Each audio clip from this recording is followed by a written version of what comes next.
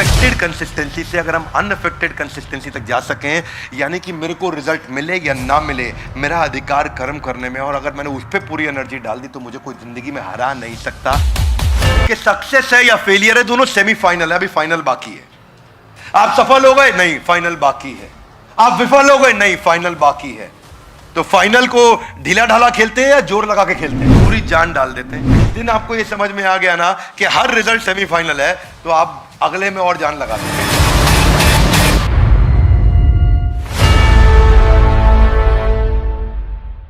आज के इस एपिसोड में हम चर्चा करेंगे सबसे पॉपुलर श्लोक की, भगवत गीता के दूसरे अध्याय का 47वां श्लोक 247। कर्मण्येवाधिकारस्ते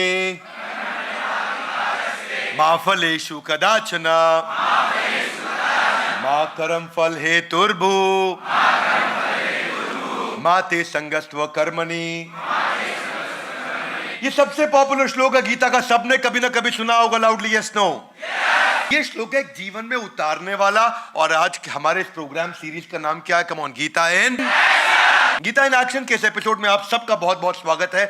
कर्मणि एव अधिकारस्ते, कि कर्मन में, कर्म करने में आपका अधिकार है। आपके पास एक अधिकार है, किसका? कर्म करने का। लेकिन मा फलेषु कदाच, आपका फल पे अधिकार नहीं है। इसका अर्थ क्या हुआ, आज इसको समझेंगे। कितने लोगों ने सुना आपने, कर्म करो फल की इच्छा मत करो, कर्म करो फल की इच्छा मत करो? सुना आपने? लवली एक्चुअली वो थोड़ा इनकम्प्लीट है। मैं उसकी बुराई अच्छाई बोलने की जगह कहूंगा कि वो अधूरा ज्ञान है। आज आपको उसको समझने के लिए, जिस व्यक्ति को इस श्लोक समझ में आ गया उसको कोई जीवन में हरा नहीं सकता। ये गीता इन एक्शन बहुत पावरफुल, बहुत सॉलिड सीरीज है जो आपकी जिंदगी बदल सकती है। You have the right to perform your duties but not entitled to the fruits of your action. क्या अर्थ हुआ इसका? आपने पूरा साल मेहनत करी, पूरा साल मेहनत करने के बाद आपका बॉस आपको आकर के बोलता है भाई फल की इच्छा मत करो। क्या लगता है गीता में कृष्ण यही कहना चाहते थे? क्या आप अपने बॉस के साथ पूरा साल खूब काम करें, तनख्वाह बढ़ाने का समय आए बोले कर्म करो फल की इच्छा? क्या चलेगा ये? It is misunderstood shloka. Real essence जो है, दो प्रकार के एफर्ट होते हैं। एक होता है एफर्ट विद वरी, एक होता है effort without worry. Wow, WOW, with worry और विदाउट वरी, दो प्रकार के हो गए। कौन सा बढ़िया है, चिंता युक्त या चिंता मुक्त? देखिए, इसको ना एक फॉर्मूला से समझते हैं हम लोग। एक होता है अफेक्टेड कंसिस्टेंसी और एक होता है अनअफेक्टेड कंसिस्टेंसी। अगर आप सबने ध्यान दिया हो, पिछले एपिसोड में हम कंसिस्टेंसी पे चर्चा कर चुके हैं गीता के एपिसोड में। अब यहां दो प्रकार की कंसिस्टेंसी हो गई, अफेक्टेड कंसिस्टेंसी, अनअफेक्टेड। यानी कि वो कंसिस्टेंसी जिसमें आप दिल से तो परेशान है लेकिन लगे हुए, अच्छा नहीं लग रहा लेकिन लगे हुए। और एक अनअफेक्टेड कंसिस्टेंसी, ये बहुत ऊपर की स्टेज। ये 4 स्टेज होती है, मैं स्टेजेस समझाऊंगा आपको, पर उससे पहले अगर श्लोक का सार समझना, इसको फॉर्मूला से समझो। जरा हाथ आगे लाइए, बोलिए condition plus action is equal to new reaction. Condition मतलब आपके आसपास परिस्थिति क्या है, एक्शन मतलब आप क्या एक्शन लेते हैं। जब ये दोनों जुड़ते हैं तो एक नया रिएक्शन मिलता है। इसका अर्थ क्या हुआ? रियलिटी आपके आसपास क्या है, मेंटालिटी आपके अंदर क्या है कि आप क्या एक्शन लेते हैं। जब रियलिटी और मेंटालिटी मिल जाती है तो न्यू पॉसिबिलिटी आती है। फॉर्मूला क्या है? Reality plus mentality is equal to new possibility, condition plus action is equal to new reaction. इस फॉर्मूला को समझो आप, ध्यान से सुनना। आपके हाथ में कंडीशन, यानी कि आपके आसपास क्या हो रहा है, वो आपके हाथ में है? Yes no? Come on, yes no? Condition आपके आसपास क्या हो रहा है, क्या वो आपके हाथ में है? Yes no? नहीं है आपके हाथ में। यानी कि कंडीशन आपके हाथ में नहीं है, आपके हाथ में क्या है? एक्शन है। अगर कंडीशन की चिंता करते रहे और एक्शन ठीक नहीं लिया तो न्यू रिएक्शन आपके कंट्रोल में कभी नहीं आ सकता। दो चीजें इस फॉर्मूला में, condition plus action is equal to new reaction. ना तो कंडीशन आपके हाथ में है, ना न्यू रिएक्शन यानी कि रिजल्ट, वो भी आपके हाथ में नहीं है। क्या अर्थ हुआ? Reality plus mentality is equal to new possibility. ना रियलिटी आपके हाथ में है, ना न्यू पॉसिबिलिटी आपके हाथ में है।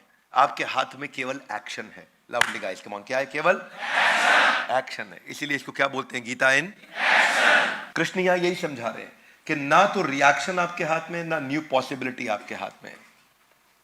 आपके हाथ में क्या है? एक्शन। एक्शन आपके हाथ में है। वही कृष्ण ने समझाया कि केवल इसी पे फोकस करो कि जब जब आप रिजल्ट की चिंता करते हो, don't get attach to the result. Result मतलब जो एंड आउटकम है, जो एंड आउट, जो बीच बीच में मिलता रहेगा आपको, एंड आउटकम मतलब बार बार मिलेगा। आपको चिंता किसकी करनी है? पर्पस की। जीवन का लक्ष्य क्या है? पर्पस की। पर्पस पे लगा रहूंगा। मैं आज आपको एक फॉर्मूला देता हूं, इसको बोलते हैं यूपीएससी फॉर्मूला, जो भगवान ने समझाया। यूपीएससी की तैयारी करी है किसी ने? यूपीएससी की जब तैयारी करते हैं तो बहुत तैयारी होती है। कृष्ण भी यूपीएससी की तैयारी करा रहे हैं श्लोक में। आधा गिलाई कैसे? यहां यूपीएससी का अर्थ है unaffected, peaceful, stable concentration. UPSC हाथा गिलाई है, अनअफेक्टेड, दिल में है पीसफुल, स्टेबल कॉन्सेंट्रेशन, ये है यूपीएससी। ये बड़ी गहरी बात है भैया, इसको समझो। अनअफेक्टेड का मतलब क्या हो गया? मेरी कुछ भी परिस्थिति है, आसपास कोई भी कंडीशन है, अनअफेक्टेड, पीसफुल, स्टेबल कॉन्सेंट्रेशन। मैं लगा रहूंगा, लगा रहूंगा, लगा रहूंगा, लगा रहूंगा, लगा रहूंगा, लगा रहूंगा। वहां कृष्ण बोल रहे हैं आपके हाथ में केवल एफर्ट है, रिजल्ट आपके हाथ में कभी भी नहीं होगा। हाँ, आपने कभी भी बुद्धिस्ट मॉन्क या कभी साउथ ईस्ट एशिया में जो मॉन्क होते हैं, जब उनकी मॉनेस्ट्री के अंदर तीरंदाजी की प्रैक्टिस होती है, जरा मेरी बात को ध्यान से सुनना, वो जब तीर चला रहे होते हैं, आप तीर छोड़ने के बाद सामने मत देखो डार्ट पे वो कहां जाके लगा है, उनके चेहरे को देखो।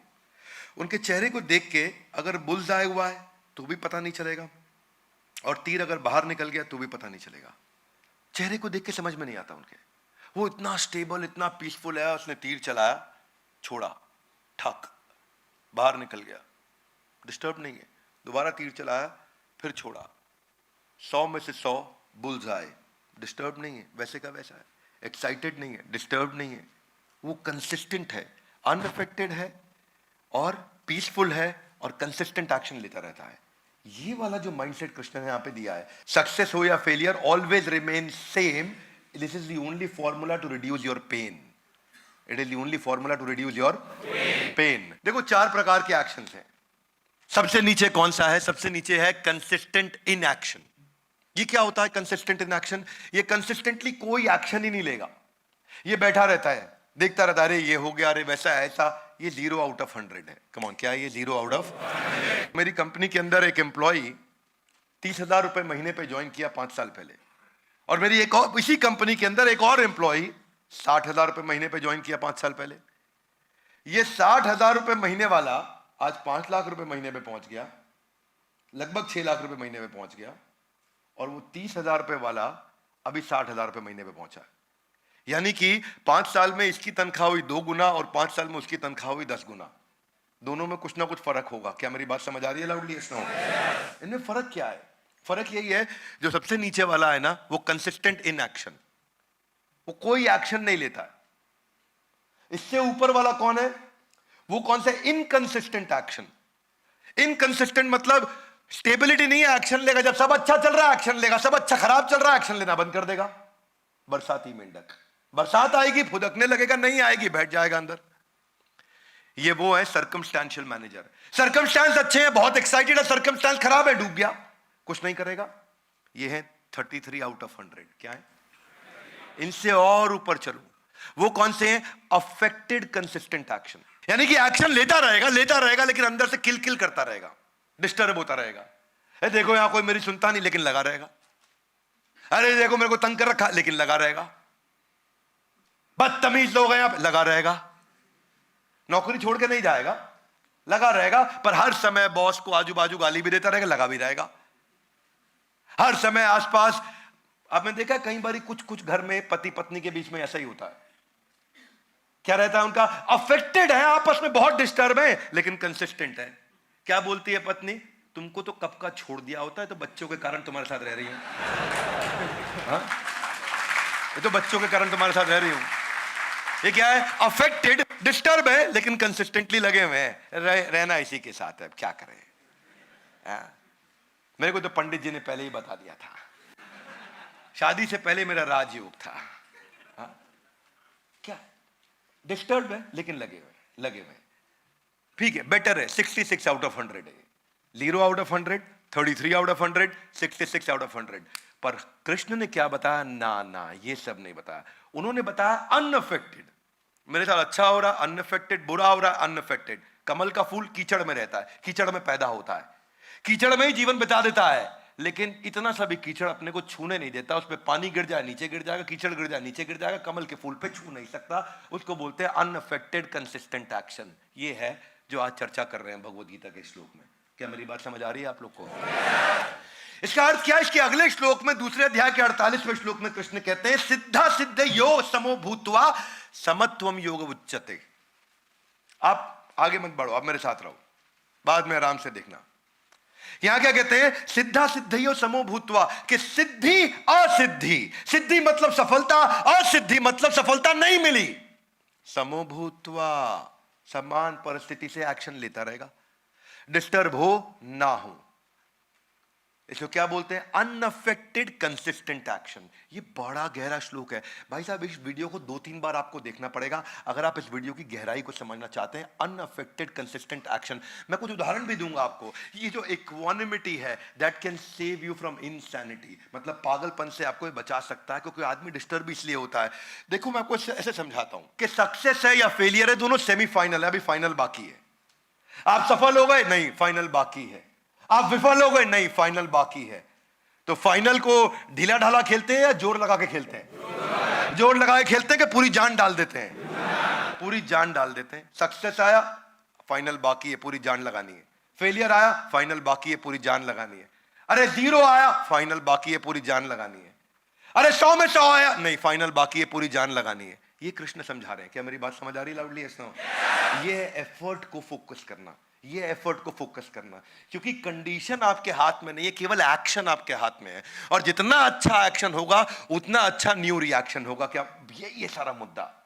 क्योंकि देखो, रियलिटी मेरे हाथ में नहीं है, मेंटालिटी मेरे हाथ में है।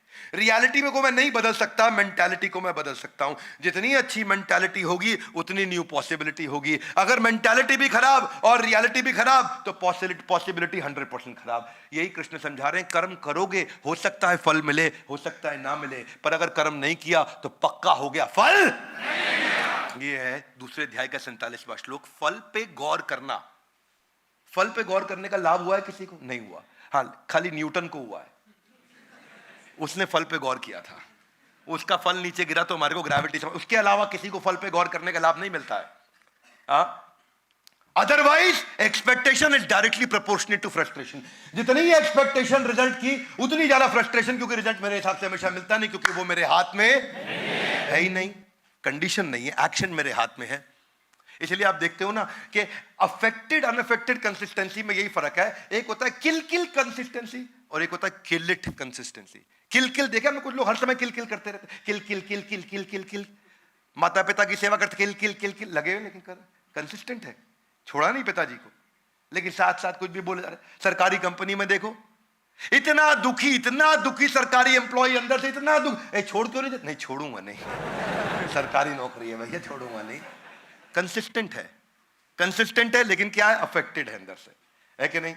डिसएंगेज्ड एम्प्लॉय आपको हमेशा कंपनी में से मिलेंगे।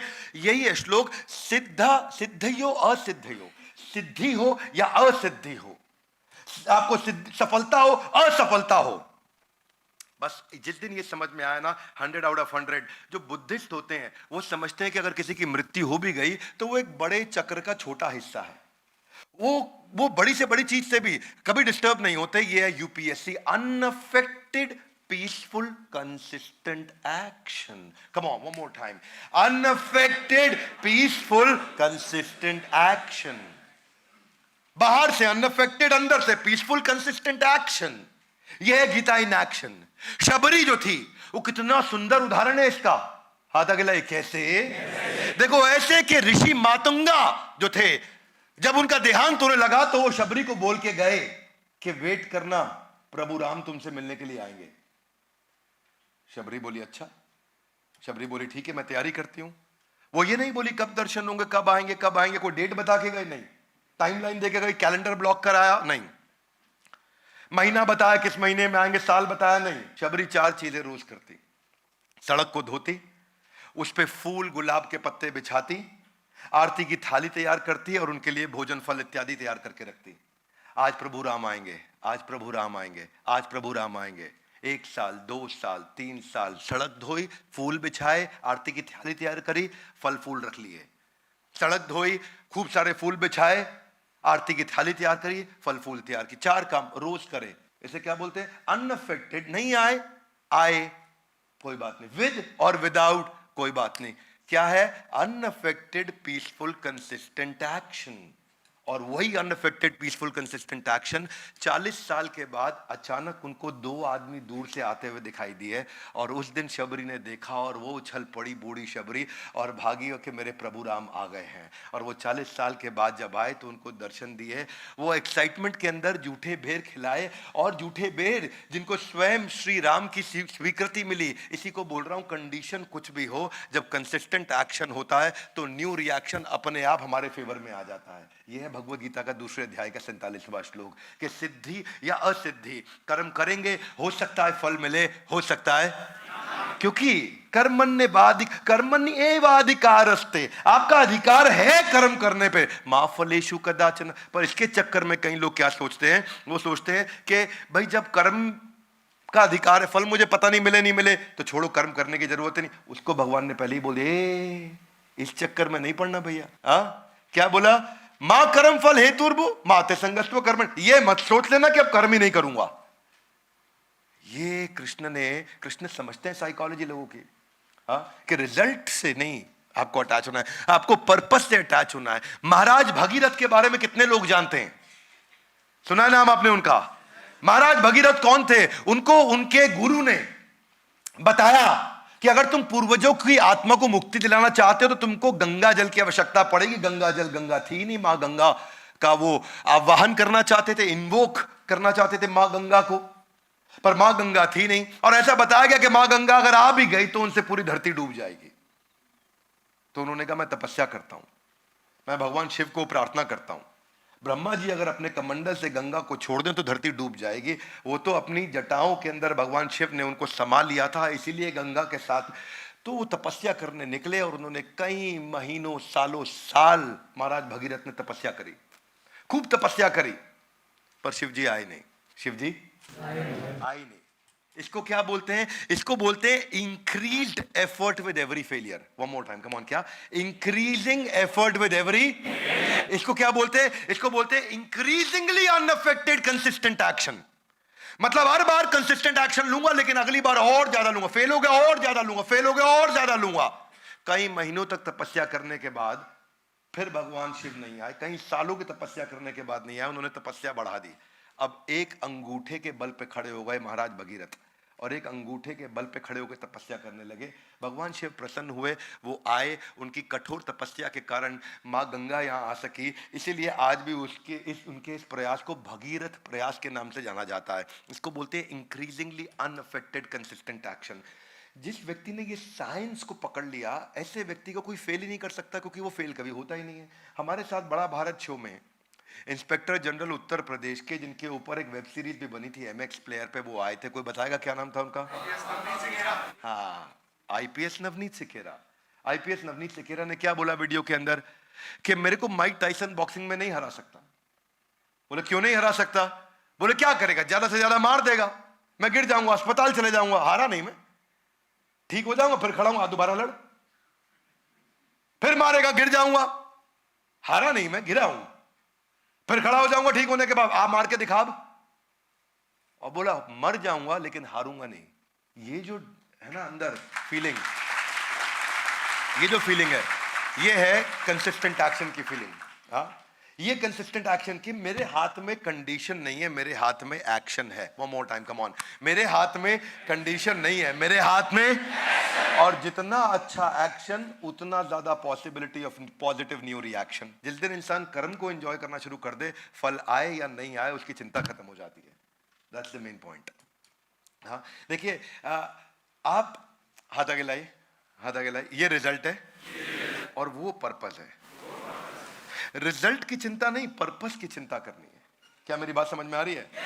फॉर एग्जाम्पल, इलॉन मस्क को रीयूजेबल रॉकेट बनाना था, रिजल्ट क्या था? फेल हो गए, पर्पस पे लगा रहा। रिजल्ट क्या? फिर फेल हो गए, पर्पस पे लगा रहा। सारा पैसा खत्म हो गया, रिजल्ट फिर फेल हो गया, रीयूजेबल रॉकेट, लेकिन पर्पस नहीं छोड़ा। कंपनी बर्बाद हो गई, रीयूजेबल रॉकेट नहीं बना, रिजल्ट नहीं आया, पर्पस नहीं छोड़ा, लगा रहा। बाजार से पैसा लेकर के आया, आखिरी मौका था, पर्पस नहीं छोड़ा, और बाद में उसको सफलता मिली। क्योंकि सक्सेस और फेलियर फाइनल नहीं है, क्या है? सेमीफाइनल है। सक्सेस और फेलियर फाइनल नहीं है, सेमीफाइनल है। आप हर रिजल्ट के बाद आपको, जब आपने ये फीलिंग के साथ अगला मैच लड़ा के फाइनल बाकी है, तो आप जान कम लगाओगे ज्यादा लगाओगे? देखो एक मेरी बात सुनो, हाथ आगे लाइए। Condition, action, new reaction. कुछ लोग कंडीशन से ही परेशान रहते हैं, हाय मेरे को ऐसे बोल दिया, हाय मेरे को वैसे तो उनका 70-80% एनर्जी वहां चला गया। ठीक है, उसके बाद आगे क्या होगा, आगे क्या होगा, 20% एनर्जी वहां चला गया। बचा कुछ 5-7% एनर्जी लगाते हैं वो एक्शन में, उनकी बात बनती नहीं। अगर आपने कंडीशन की चिंता छोड़ दी, उसकी एनर्जी बच गई। रिजल्ट जो आगे आएगा, कंडीशन जो पीछे हो रहा है, रिजल्ट जो आगे आएगा उसकी चिंता छोड़ दी, उसकी एनर्जी बच गई। अगर दोनों की एनर्जी निकाल के एक ही चीज पर लगा दिया, कंसिस्टेंट एक्शन पर, तो इसमें 100% एनर्जी चली गई। क्या मेरी बात समझ में आ रही है भाई लोग? ये फॉर्मूला दे रहे हैं भगवान।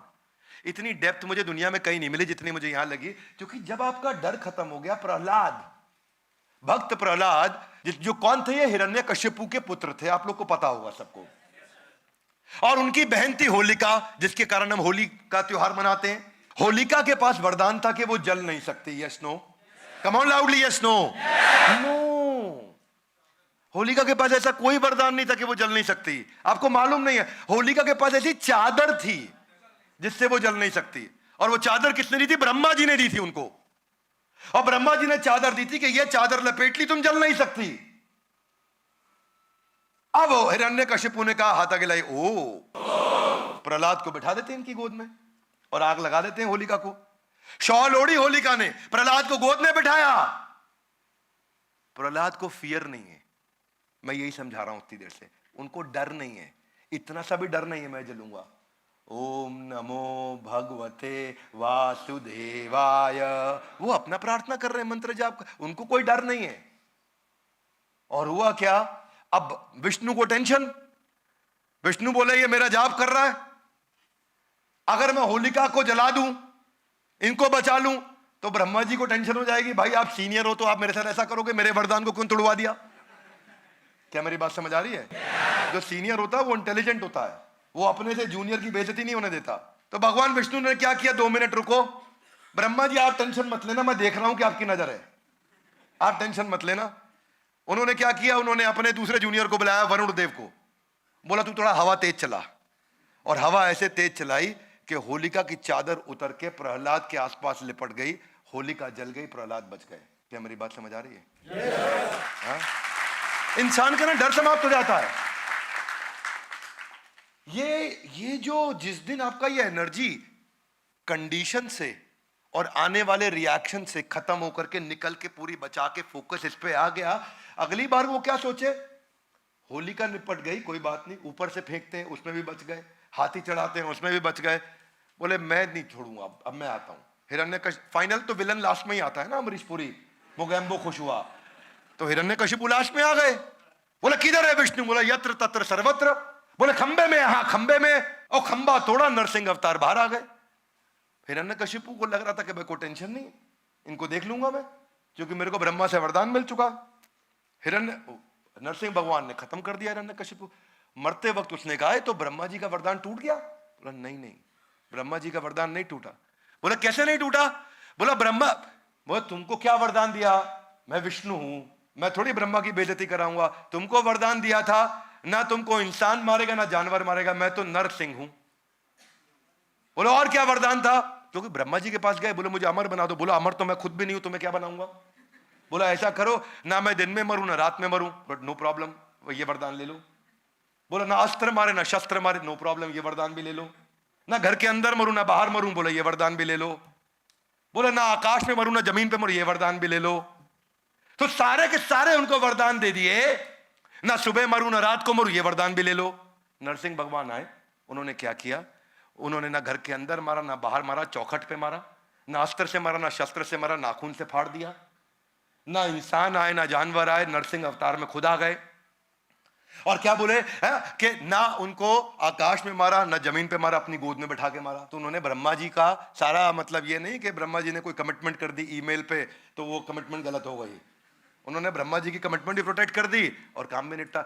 मैं प्रहलाद जी के बारे में कहना चाहता हूं कि अटैचमेंट जिस समय एफर्ट में होता है और रिजल्ट से आदमी डिटैच होता है तो फियरलेस हो जाता है। ये आपको अगले एपिसोड में समझ में आएगा। जिसकी जिंदगी में इतना सा भी डर हो ना, वो अगला एपिसोड सुन लेना। महाराज हरिश्चंद्र के बारे में कितने लोग जानते हैं? नाम सुना है आपने महाराज हरिश्चंद्र का? किसके लिए बोला जाता है हरिश्चंद्र बन रहा है? किसके लिए? सत्यवादी थे, ऋषि विश्वामित्र थे। उनको पता चला हरिश्चंद्र जी के बारे में, बोला मैं देखता हूं, मैं इनकी परीक्षा लेता हूं सत्यवादी की। रात को महाराज हरिश्चंद्र को सपने में आया कि विश्वामित्र मुनि आए हैं और उन्होंने मुझसे पूरा साम्राज्य दान में मांग लिया है, पूरा साम्राज्य दान में मांग लिया है। सुबह विश्वामित्र मुनि आ भी गए। बोले मैं तो कल आपको सपने में देखा था कि आपने मेरा पूरा साम्राज्य मांग लिया। बोले मुझे मालूम है, अब दे दो मुझे पूरा साम्राज्य, आपका सपना पूरा होना चाहिए। बोला जो आ गया महाराज, पूरा साम्राज्य उनको दान में दे दिया ऋषि विश्वामित्र को। आसान थोड़ी है, पूरा साम्राज्य दान में दे दिया। बोले साम्राज्य ठीक है, मैं तो ऋषि हूं, भिक्षा भी लूंगा ना। बोला ठीक है। बोले भिक्षा में क्या चाहते हैं? बोले भिक्षा में कुछ धन चाहिए मुझको।